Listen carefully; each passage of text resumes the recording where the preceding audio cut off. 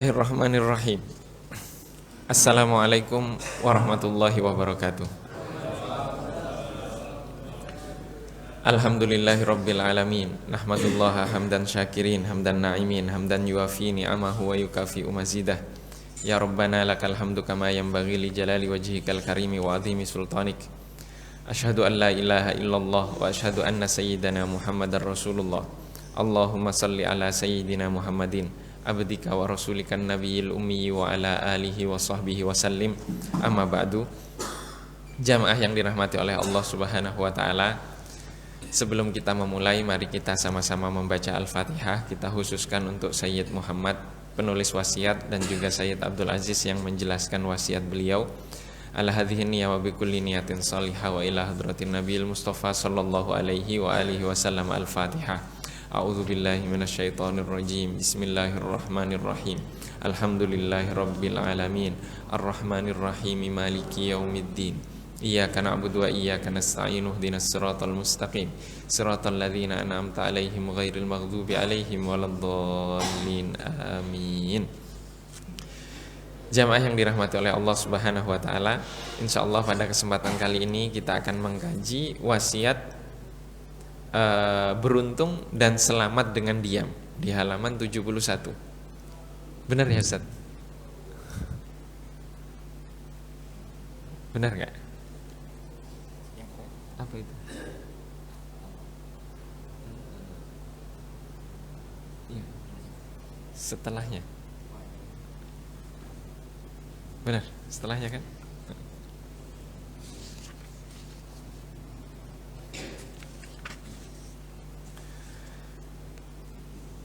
Syekh Muhammad bin Siddiq radhiyallahu ta'ala anhu berkata, kafiros somti, aku pun berwasiat agar memperbanyak diam. Sayyid Abdul Aziz menjelaskan, agar sesuai dengan teladan Rasulullah Shallallahu Alaihi Wasallam, mengamalkan petunjuk dan sunnahnya, sebagaimana dalam sebuah riwayat dari Sayyidina Jabir bin Samurah radhiyallahu ta'ala anhu, beliau berkata, kana Rasulullah sallallahu alaihi wa alihi wasallam tawilas somti, adalah Rasulullah sallallahu alaihi wasallam yang banyak diamnya. Hadis riwayat Imam Ahmad dan Abu Syekh dalam Akhlakun Nabi. Hal ini disebabkan keselamatan dan keberuntungan ada dalam diamnya seseorang, sebagaimana Rasulullah sallallahu alaihi wasallam bersabda, man somata naja, barang siapa diam ia selamat. Hadis riwayat Imam At-Tirmidzi dan Imam Ahmad dari Sayyidina Abdullah ibnu Amr. Dalam riwayat lain beliau juga bersabda, wahal yakubbun nasa finnari ala manakhirihim illa hasaidu alsinatihim, tidaklah orang-orang ditelungkupkan di atas hidung mereka melainkan sebab perbuatan lisan-lisan mereka. Maksudnya ditelungkupkan di atas hidung mereka di api neraka, melainkan sebab perbuatan lisan-lisan mereka. Hadis riwayat Imam Ahmad dari Sayyidina Mu'adz bin Jabal radhiyallahu ta'ala anhu. Dalam riwayat dari Abu Hurairah radhiyallahu ta'ala anhu, Rasulullah sallallahu alaihi wasallam juga pernah bersabda, man kana yu'minu billahi wal yaumil akhiri falyakul khairan aw liyaskut, barang siapa beriman kepada Allah Subhanahu wa taala dan hari akhir, maka berkatalah yang baik atau diam. Hadis riwayat Imam Bukhari dan Imam Muslim dengan sanad yang marfu. Jamaah yang dirahmati oleh Allah Subhanahu wa taala, diam, kita sering dengar istilah perumpamaan diam adalah emas. Itu memang benar. Karena kalau kita diam, kita tidak akan, yang kita sampaikan itu tidak ada yang disampaikan, sehingga tidak salah juga tidak benar. Nah, kalau kita diam, ada kebenaran yang sampai yang tidak kita ungkapkan, maka kita dapat belajar. Tapi kalau kita tidak diam atau banyak bicara, maka pasti yang kita ucapkan itu banyak salahnya. Banyak salahnya jika tidak dilandasi dengan ilmu. Anak-anak sekarang, anak-anak muda sekarang di bawah kita, itu rata-rata mereka banyak berdiskusi dan kemudian banyak membantah Dikarenakan apa? Dikarenakan sumber yang mereka lihat itu adalah media sosial, internet. Jadi seakan-akan seluruh yang mereka lihat di dalam internet itu adalah ilmu dan mereka tahu. Itu anak-anak kita seperti itu. Kami beberapa kali bertemu dengan anak-anak muda, itu mereka menunjukkan hal-hal seperti itu. Tapi setelah kita diamkan, kemudian mereka melihat bahwa kita lebih tahu dari mereka, baru mereka diam. Itu sudah seperti itu. Anak-anak kita juga demikian. Anak saya yang paling kecil usia 5 tahun, baru bisa buka YouTube sama nonton film. Itu ketika kami larang, dia jawab, "Buya, bukan begitu cara matiinnya. Cara matiinnya begini," gitu. Abangnya tertawa. Kenapa tertawa? Saya tanya kan. Kenapa tertawa? Iya kan Buya bisa merakit komputer, bisa memperbaiki komputer, bidang install komputer, masa diajari anak kelas 5 kalau umur 5 tahun. Gitu. Jadi diam itu emas. Karena apa? Dengan diam kita bisa belajar. Dan sekarang tidak ada yang diam, semuanya komentar kalau sekarang. Maka sekarang kita lebih baik diam, berdoa banyak-banyak. Karena itu sudah kemampuan kita. Allah tidak mungkin membebankan sesuatu kepada kita di luar kemampuan kita. Terkadang kita berpikir terlalu tinggi sekali padahal itu bukan lahan kita. Itu bukan ranah kita.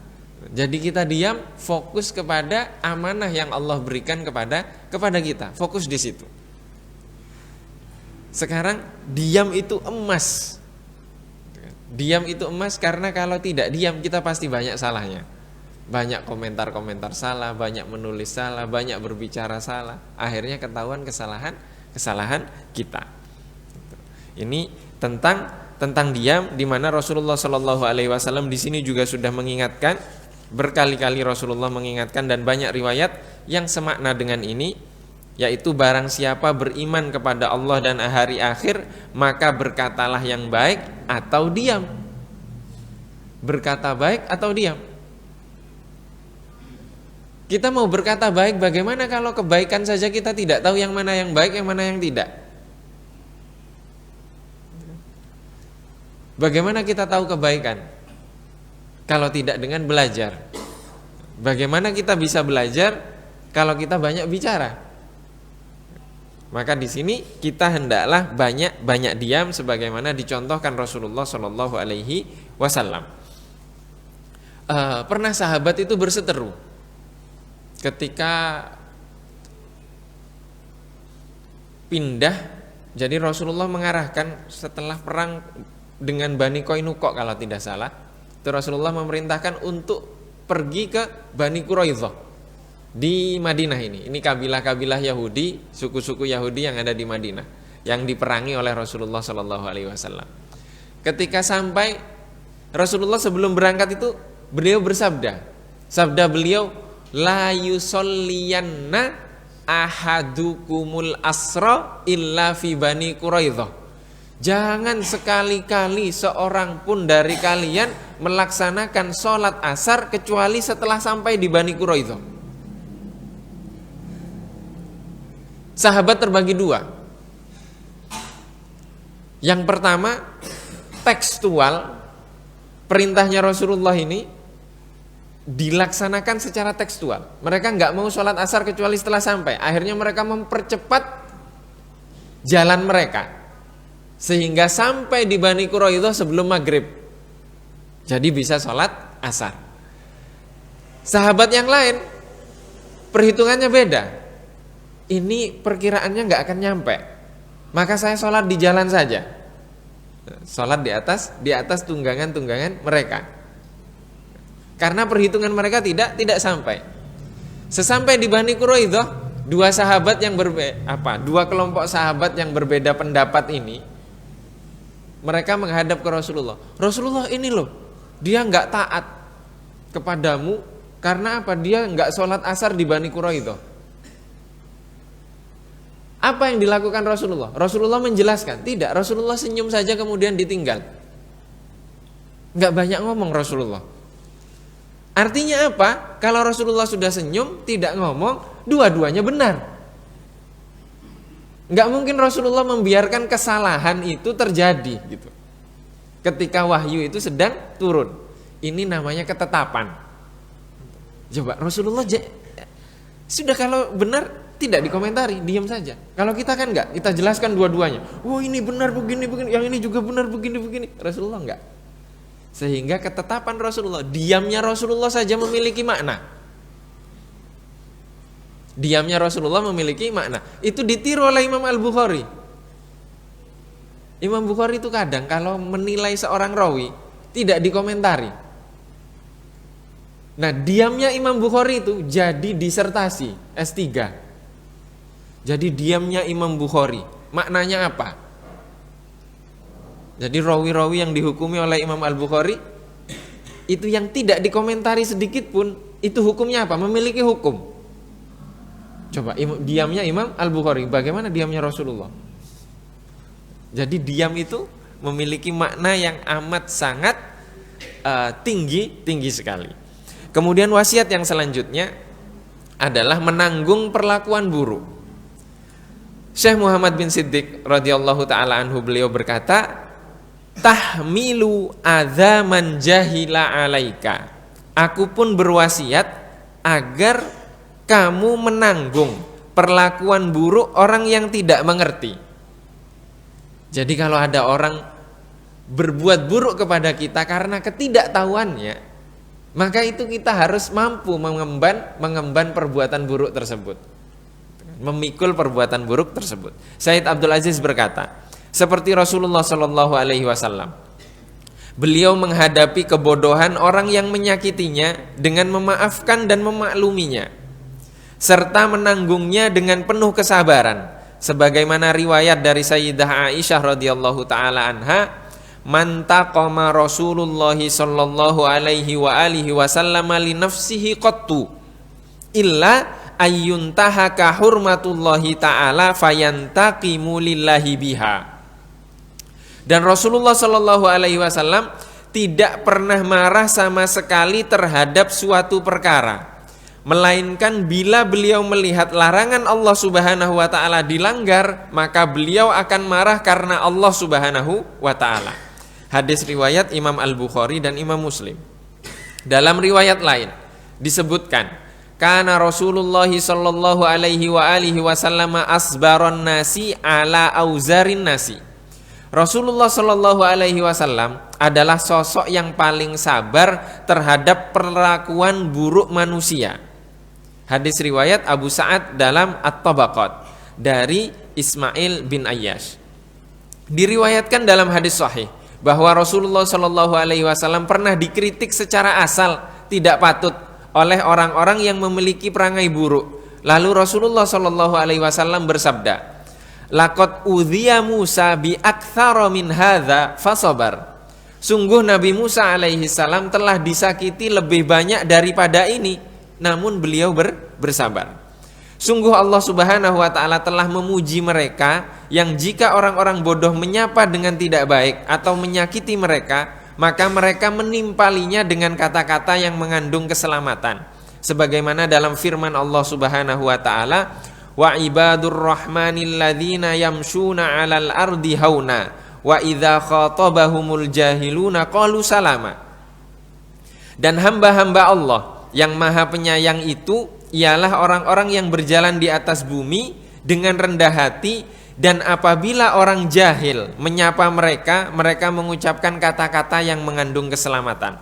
Al-Quran surat Al-Furqan ayat 65. Kemudian di akhir ayat Allah Subhanahu wa ta'ala mengabarkan balasan bagi mereka yang memiliki sifat terpuji tersebut melalui firman Allah Subhanahu wa ta'ala, ulaika yujzaunal ghurfata bima sabaru wa yulaqqauna fiha tahiyyatan wa salama khalidina fiha hasunat mustaqarra wa muqama. Mereka itulah orang-orang yang dibalasi dengan martabat yang tinggi dalam surga karena kesabaran mereka, dan mereka disambut dengan penghormatan dan ucapan selamat di dalamnya. Mereka kekal di dalamnya. Surga itu sebaik-baik tempat menetap dan tempat kediaman. Al-Quran surat Al-Furqan ayat 75 dan 76. Di Makkah 3 tahun sembunyi-sembunyi. Setelah itu berdakwah terang-terangan, beriman tidak beriman. Kafir Quraisy tidak beriman. Rasulullah terus berdakwah, disakiti Rasulullah. Sampai memerintahkan kepada para sahabat untuk hijrah. Kemana? Ke Ethiopia. Ethiopia negara non-muslim dengan raja Najasyi, agamanya Kristen, tapi adil. Berlindung ke sana 60-an orang. 2 gelombang. Ini karena apa? Karena Rasulullah disakiti dan karena sahabat disakiti. Rasulullah sabar tidak? Sabar. Sabar sekali Rasulullah Shallallahu Alaihi Wasallam. Setelah itu Rasulullah Shallallahu Alaihi Wasallam ditinggal oleh sang istri dan sang paman yang melindungi Rasulullah Shallallahu Alaihi Wasallam. Artinya siksaan sepeninggal beliau berdua itu lebih lagi, lebih dari itu. Kemudian Allah memerintahkan Rasulullah untuk mencari pertolongan ke Taif. Di Taif dilempari batu, kaki beliau terluka, diusir, dikejar. Kedatangan Rasulullah itu pun dibocorkan kepada kafir Quraisy oleh orang-orang yang ada di Taif. Namanya kabilah Bani Thaqif. Itu yang mengusir Rasulullah. Setelah itu Rasulullah dalam pelarian tersebut Rasulullah berteduh di bawah pohon pohon anggur. Rasulullah ngangkat tangan munajat kepada Allah Subhanahu wa taala. Munajatnya sedih sekali. Ketika munajat itu Rasulullah melihat malaikat Jibril ada di atas awan. Menyampaikan kepada Rasulullah bahwa Allah sudah mengutus malaikat penjaga gunung. Malaikat penjaga gunung itu datang ke Rasulullah. Rasulullah, saya diperintahkan oleh Allah untuk menghadap kepadamu, melaksanakan seluruh perintahmu. Seandainya engkau memerintahkan aku untuk melemparkan gunung Akshaben itu kepada mereka, maka akan aku lemparkan. Apa jawaban Rasulullah? Rasulullah mengatakan, aku masih mengharapkan dari sulbi-sulbi mereka itu terlahir orang-orang yang beriman kepada Allah Subhanahu wa ta'ala. Saya nggak kebayang, kita saja yang kadang-kadang pergi kemana gitu kan, nyari bukan malaikat penjaga gunung, tapi jin ifrit penjaga gunung. Nah, udah dapat jinnya kita sudah sok sakti, mau nyerang orang-orang lain gitu, baru dapat jin, belum dapat malaikat. Di mana rahmat kita? Seperti Rasulullah Shallallahu Alaihi Wasallam jauh. Ini karena Rasulullah tahu bahwa mereka bukan orang-orang yang tahu bahwa Rasulullah ini benar-benar Rasulullah. Mereka itu bodoh. Mereka itu hatinya tertutup. Tugas Rasulullah berdakwah, menyampaikan. Beriman itu urusan Allah Subhanahu wa ta'ala, atau tidak itu urusan Allah Subhanahu wa ta'ala. Dan itu Allah tunjukkan ketika Rasulullah bermunajat seperti itu. Anak dari pemimpin Bani Thaqif, pemilik kebun yang Rasulullah berteduh itu melihat Rasulullah dan terenyuh hatinya.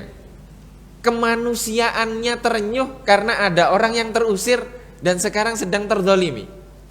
Akhirnya memanggil budaknya untuk memberikan anggur ke Rasulullah. Anggur itu diantar oleh budak tersebut. Budak ini namanya Addas. Addas asalnya dari Irak, agamanya Kristen. Ketika mengambil buah anggur itu, Rasulullah metik mau makan, beliau mengucapkan Bismillah. Addas ini tahu kalimat Bismillah itu bukan kebiasaan orang Arab. Ketika mereka akan makan membaca Bismillah, itu bukan kebiasaan mereka. Addas bertanya, kalimat yang kamu ucapkan itu tidak biasa diucapkan oleh orang-orang sini. Dari mana kamu tahu kalimat itu? Rasulullah bertanya, kamu dari mana? Saya dari Irak. Dijawab oleh Rasulullah, kamu kenal Yunus bin Matta, Nabi Yunus. Dijawab lagi, kamu bagaimana tahu nama itu? Dijawab oleh Rasulullah, Yunus itu saudara saya. Dia nabi dan saya nabi.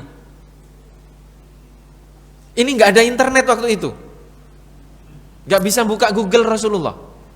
Ada nabi namanya Yunus, nggak ada. Itu wahyu. Yang dilakukan Ad-Das tadi, mencium keningnya Rasulullah, mencium tangan Rasulullah, dan mencium kaki Rasulullah Shallallahu Alaihi Wasallam. Itu petunjuk dari Allah bahwa orang-orang yang mengusirmu itu tidak punya ilmu. Yang punya ilmu ternyata budak yang beragama Kristen, tahu cerita. Ini benar ini yang disampaikan. Karena nggak mungkin dia tahu Yunus kecuali dia nabi atau dia beragama. Nah, Rasulullah belajar sama siapa? Belajar sama bapak, meninggal terlebih dahulu. Mau belajar sama ibu, meninggal terlebih dahulu. Belajar kepada siapa Rasulullah? Tidak ada. Rasulullah belajar itu dari malaikat Jibril. Malaikat Jibril dari Allah Subhanahu wa ta'ala. Setelah bertemu dengan Ad-Das ini, Allah menunjukkan kembali mukjizat untuk Rasulullah. Rasulullah sholat malam di bawah pohon korma, diculik Pak sama jin. Jadi jin ini dapat bocoran dari orang-orang yang di langit itu, bukan orang, makhluk-makhluk yang ada di langit, bahwa Allah sedang menurunkan wahyu. Cari wahyu itu, keliling dunia mereka, ketemunya di Jazirah Arab itu. Ketika Rasulullah terusir dari Taif, sedang sholat tahajud di bawah pohon korma, jinnya dengarkan bacaan Rasulullah dari kejauhan. Maka keluarlah surat jin itu. Istaraqas sam'a, mereka mencuri dengar. Kemudian beriman kepada Rasulullah. Ketika beriman, Rasulullah sesekali diculik oleh jin. Untuk apa? Untuk berdakwah. Jadi jin itu belajarnya ke manusia, bukan kebalik, manusia belajar ke jin, bukan. Sekarang dibalik kita. Jangan. Kalau mau jadi pewarisnya Nabi, ya jinnya yang belajar ke manusia. Dan itu banyak terjadi. Ceritanya banyak. Jin yang belajar kepada manusia. Karena apa? Dulu ya jin belajarnya ke Rasulullah. Itu mukjizat lagi. Jin saja beriman. Artinya yang mengusir Rasulullah itu tidak beriman. Apa Rasulullah ketika itu hijrah? Belum ada perintah, nunggu perintah dari Allah Subhanahu wa ta'ala. Di Mekah masuk lagi Rasulullah ke Mekah. Siksaan lebih parah lagi. Maka kemudian Allah memberikan mukjizat Isra Mi'raj. Kalau kita kan dijanjikan di sini surga atau neraka itu kelak di akhirat. Rasulullah sudah ketemu dengan Allah. Masa nggak masuk surga? Nggak mungkin.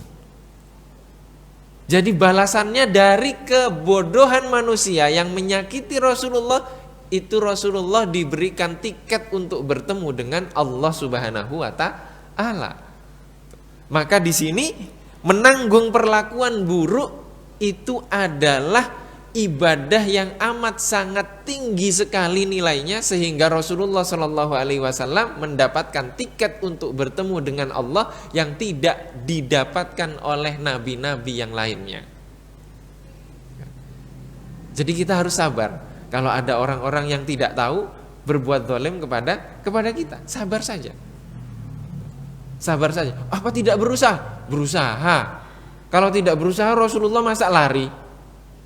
Pergi meskipun dikejar. Harusnya kan dikejar enak, panggil malaikat, lempar dia dengan gunung. Wah, kalau kita enggak, lempar dia dengan tulisan-tulisan, dengan komentar-komentar, serbu dia. Enggak perlu itu. Tidak perlu hal-hal seperti itu, karena tidak dicontohkan oleh Rasulullah Shallallahu Alaihi Wasallam. Kemudian Sayyid Abdul Aziz menjelaskan, agar meneladani baginda Rasulullah Shallallahu Alaihi Wasallam yang akhlaknya adalah Al-Quran. Akhlak Rasulullah itu Al-Quran. Al-Quran itu turun 23 tahun. 13 tahun di Mekah disebut dengan ayat-ayat Makkiyah. ayat-ayat yang turun di fase Makkah. Kemudian ayat-ayat yang turun ketika Rasulullah sudah pindah ke Madinah itu disebut dengan Madaniyah. Ayat-ayat yang turun di fase Madinah. Itu karakternya berbeda ayat-ayatnya. Dan kalau kita belajar tafsir, belajar ilmu-ilmu Al-Quran, kita akan belajar tentang itu. Pertanyaannya, bisa tidak kita faham Al-Quran tanpa faham kehidupan Rasulullah 23 tahun itu? Tidak mungkin. Tidak mungkin kita faham. Maka hati-hati kalau mentadabburi Al-Quran. Ya, kita baca Al-Quran sekedar terjemahnya saja kemudian kita hayalkan. Ini maknanya seperti ini. Sesat. Karena apa? Kita tidak paham ayat itu turunnya kapan, kondisinya bagaimana. Kok kita tiba-tiba punya otoritas untuk menafsirkan Al-Quran itu dari mana?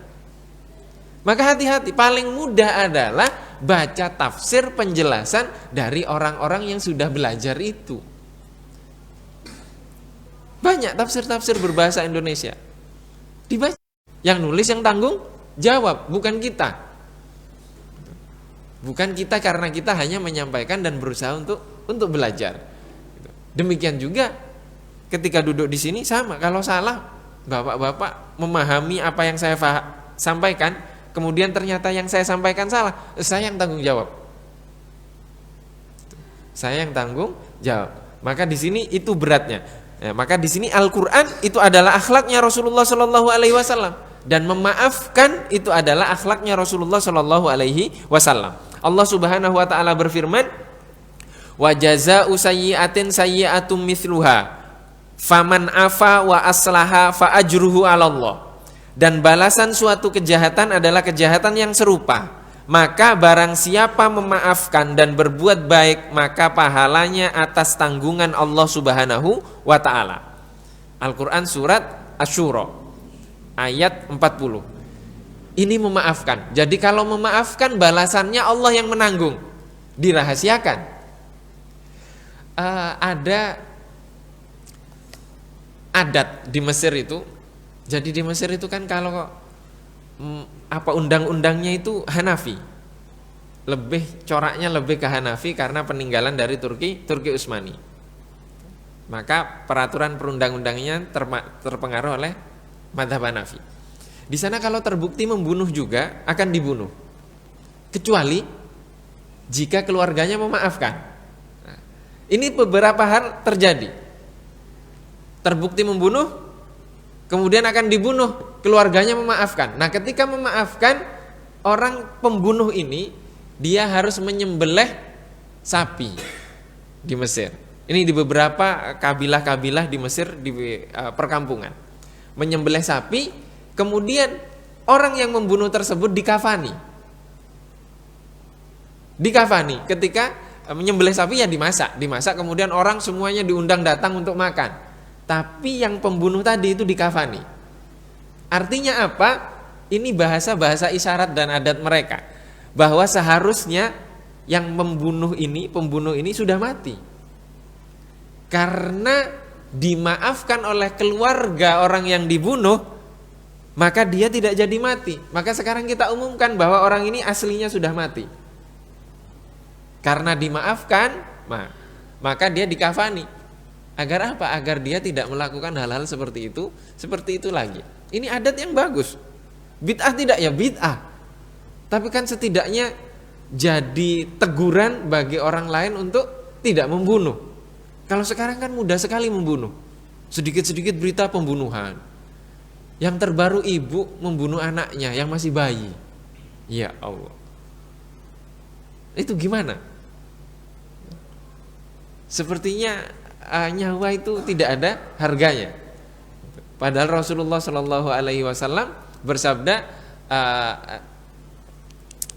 lahadmul ka'bati ahwanu indallahi min damim ri'in muslimin. Daripada meneteskan darah seorang muslim. Jadi menghancurkan Ka'bah Abraha itu dosanya lebih ringan daripada membunuh seorang muslim tanpa sebab pastinya. Ini akhlak dari Rasulullah Shallallahu Alaihi Wasallam. Jadi balasannya Allah yang menanggung bagi yang memaafkan. Maka tidaklah patut bagi orang yang menginginkan ganjaran pahala untuk menghalangi dirinya dari ganjaran pahala yang telah Allah Subhanahu wa taala tetapkan penanggungannya. Sebagai anugerah bagi orang yang memaafkan dan berbuat baik terhadap orang-orang yang telah berbuat jahat kepadanya. Karena Allah Subhanahu wa taala adalah zat yang memaafkan segala keluputan, mengampuni setiap kesalahan, dan menyukai hambanya yang mau memaafkan dan berbuat baik terhadap orang yang telah berbuat jahat kepadanya, serta dia akan membalasnya dengan ganjaran yang besar dan pahala yang banyak.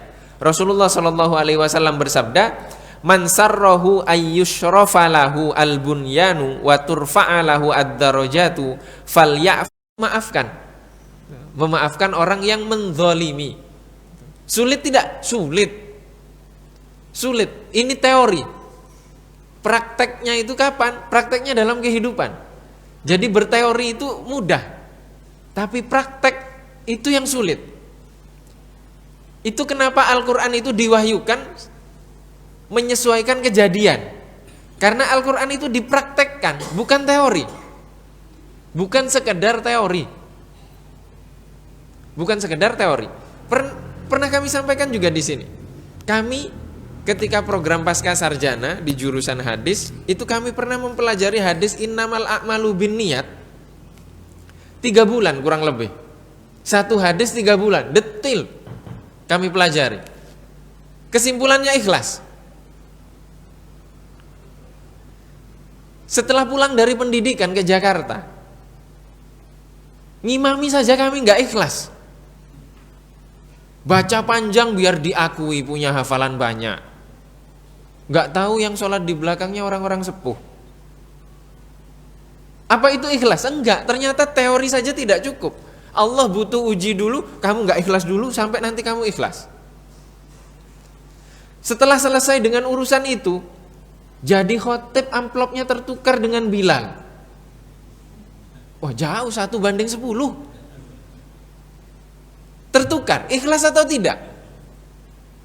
Ternyata gak ikhlas juga. Butuh proses, dan itu tidak setahun 2 tahun, tidak, butuh bertahun-tahun. Sampai akhir hayat kita masih belajar tentang ikhlas itu.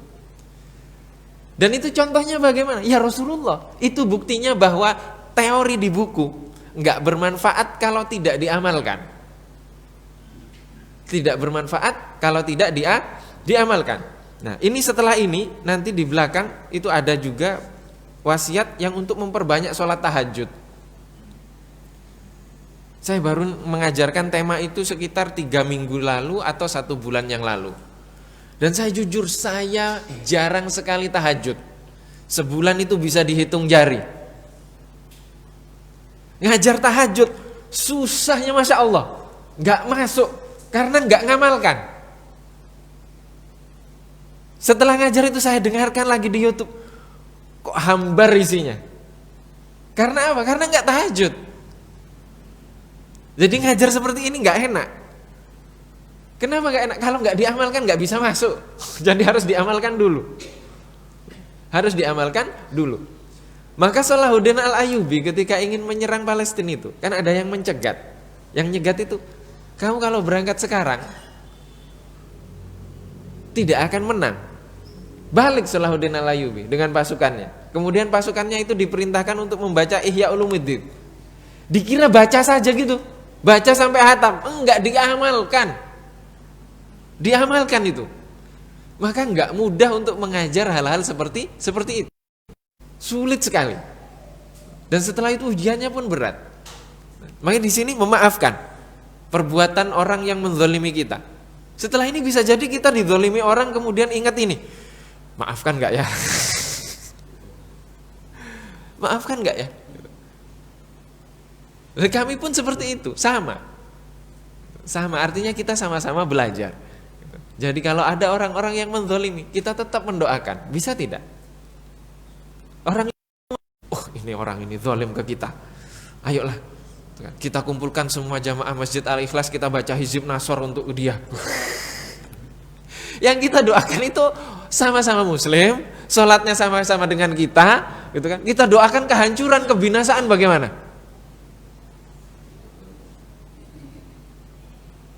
Akhirnya yang perang apa? Oh, doa-doa itu perang di atas, malaikatnya bingung.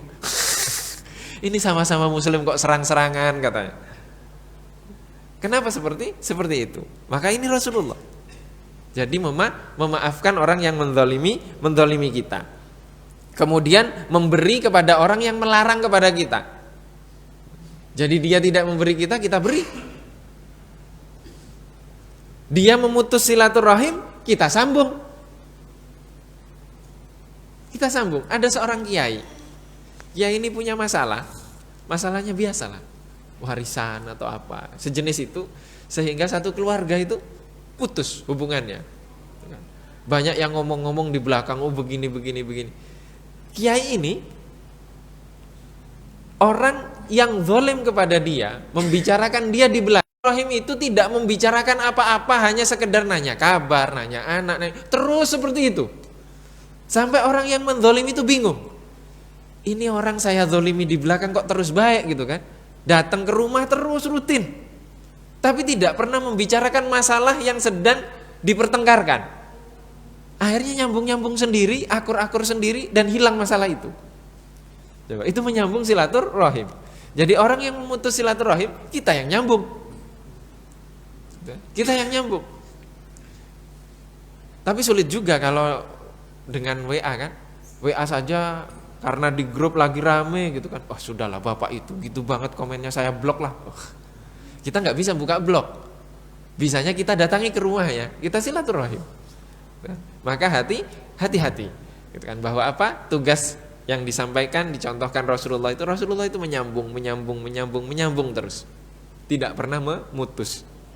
Kecuali satu, kalau ada orang yang melanggar perintah Allah Subhanahu wa taala atau melakukan sesuatu yang diharamkan oleh Allah Subhanahu wa taala, baru Rasulullah marah sekali. Marahnya karena Allah Subhanahu wa taala. Maka kita kalau marah karena Allah Subhanahu wa taala. Jangan marah karena kita yang dihinakan. Jangan. Kalau kita memang sudah hina, apalagi yang perlu dimuliakan kalau kita. Tapi kalau agama Allah Subhanahu wa taala itu harus terus dijunjung tinggi. Dijunjung tinggi dengan bagaimana? Dengan menampakkan akhlaknya Rasulullah dalam diri kita. Sehingga kemudian orang-orang lain pun melihat bahwa nilai-nilai Islam ini tidak hanya teori saja, akan tetapi juga ada di dalam kehidupan, dalam bermasyarakat. Sehingga masyarakat itu menjadi Islami. Masyarakat itu menjadi Islami. Wallahu wa rasuluhu a'lam. Ini yang dapat kita kaji pada kesempatan kali ini. Mohon maaf apabila ada kekurangan. Jika mungkin ada yang ingin ditanyakan atau didiskusikan, dipersilahkan.